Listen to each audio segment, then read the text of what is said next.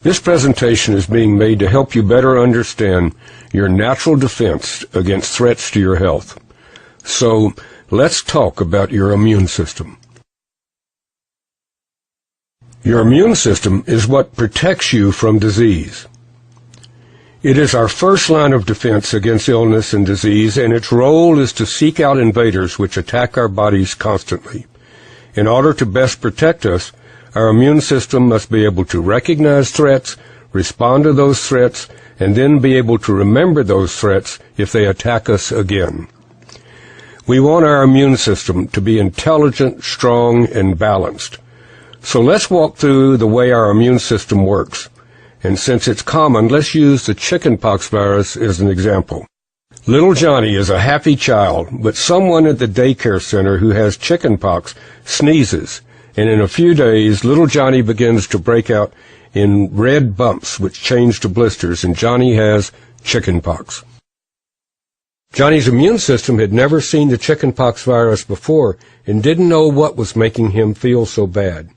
After several days, Johnny's immune system identifies the chickenpox virus and starts producing fighters which defeat the chickenpox virus. But for several days, Johnny was really sick with chickenpox before he became well.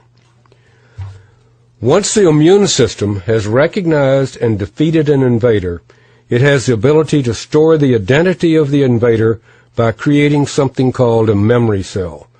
That's the reason people who had chickenpox only had it once. A memory cell is like a wanted poster. The memory cell forever carries the identity of the chickenpox virus around your body, and if the chickenpox virus ever appears again, the memory cell immediately sounds the alarm, and an immediate, overwhelming production of immune system fighters is produced, and you don't become ill. You don't even know you've been exposed because now you have immunity.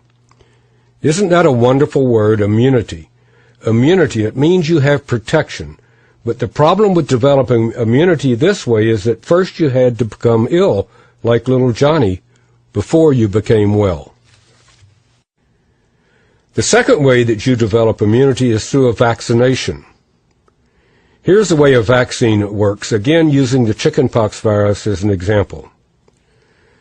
The chickenpox virus is weakened, so it can't reproduce and cause harm. It still has the same appearance, but it can't cause disease. A person is vaccinated with a harmless chickenpox virus. Your immune system thinks you have been attacked by the real harmful virus, and it develops fighters to defeat the supposed threat. It thinks you really had chickenpox. Your immune system develops memory cells so that later, if a harmful chickenpox virus enters your body, you have instant recognition and an overwhelming immune response, and you don't become ill, and you have developed again that wonderful word, immunity. That's the way a vaccine works.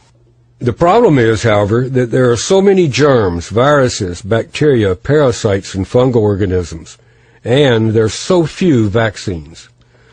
So let's review a moment how we have developed immunity. We can develop immunity and thus protection by actually having a disease, like chickenpox, where we finally figure out the identity of the invader and store a memory cell which protects us against exposure in the future. We can also receive a vaccination, which basically tricks our immune system into responding and therefore producing those memory cells which recognize a particular threat and give us protection or immunity. And until recently, these were the only two ways that could assure you of being protected against disease from invaders. Now there's a third way, and you need to know about something that has been discovered. Wouldn't it be wonderful if we had a factory where we could produce memory cells, the same type of memory cells that our immune system produces after we had an illness like chickenpox or after we receive a vaccination? Wouldn't it be wonderful if we could have machines in that factory which made memory cells which we could consume in order to educate and strengthen our immune systems? Well, we do have such a factory, multiple factories, and they are farms, and the machines in those factories are Bessie the cow and Henrietta the hen. and you need to know how we can utilize them to help protect us.